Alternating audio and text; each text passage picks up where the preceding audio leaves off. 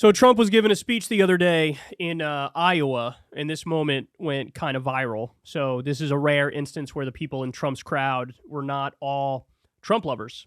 Some people snuck in who do not agree with him politically, and they heckled him. So it's interesting what the person says, but not only that, but Trump's response to it. So let's watch, and then we'll break it down. I did three rallies. You've taken millions. Thank you, God. Thank you.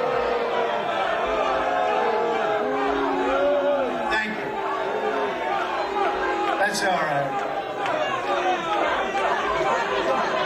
Go home to mommy. Your mommy's waiting.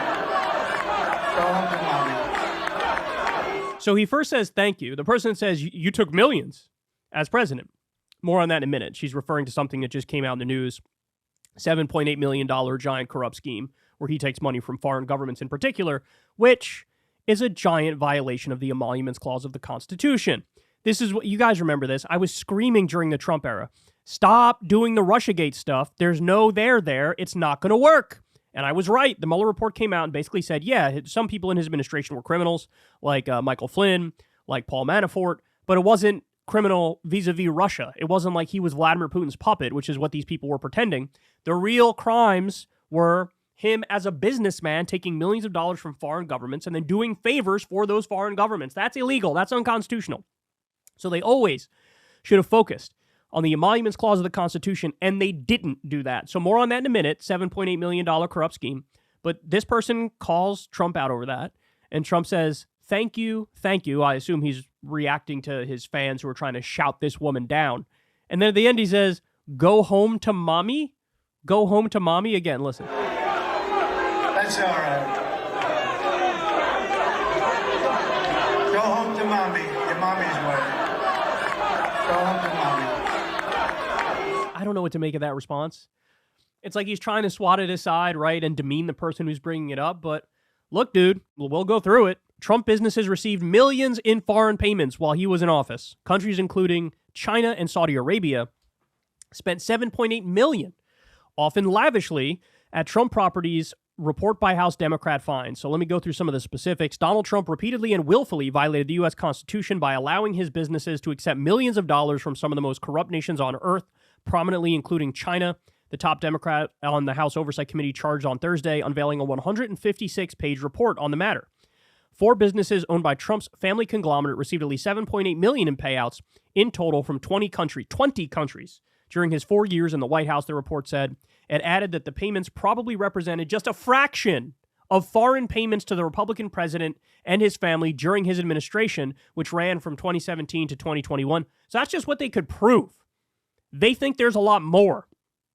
The Foreign Emoluments Clause of the U.S. Constitution bars the acceptance of gifts from foreign states without congressional consent. Of course, he didn't get congressional consent.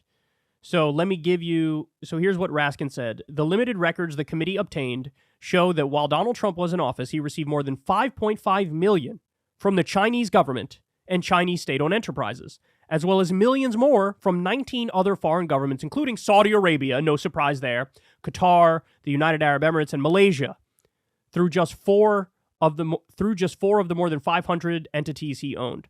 So he's got money coming in from all different places. And by the way, you could trace a direct line between receiving the money and then him doing favors for those governments, right? The best example, of course, is Saudi Arabia.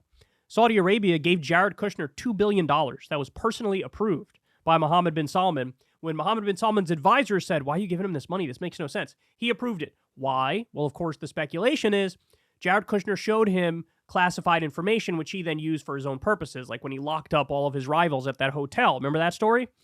That was allegedly because Jared Kushner gave him the secret information about who was a dissident and who was opposed to his rule. You also have the killing of Jamal Khashoggi. Saudi Arabia didn't get any sort of official rebuke from the U.S., not even a slap on the wrist, not even just a virtue signal about how we don't believe in stuff like that. We don't do stuff like that. Journalists are off the table. Nothing. Gee, I wonder why. And then now, by the way, Saudi Arabia has also given Trump millions of dollars more, probably tens of millions, maybe hundreds of millions more to hold all their live golf events at Trump's courses.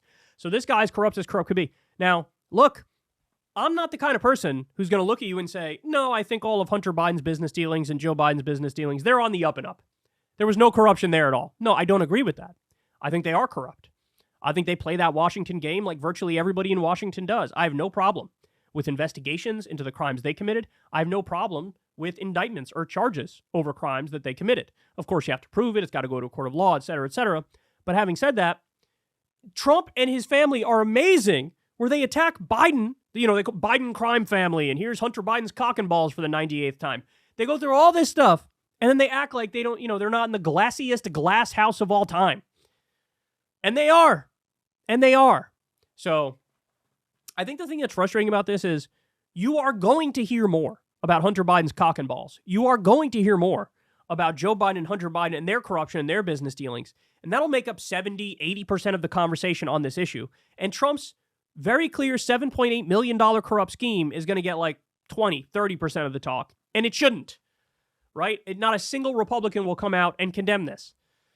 It'll be, let's do the hearing on Joe Biden and Hunter Biden, but let's not do any hearings whatsoever on Trump. I got no problem. You want to throw the book at both of them? By all means, throw the book at both of them. I'm 100% for that. I like this trend of investigating these goons for open corruption. I think that's a good thing.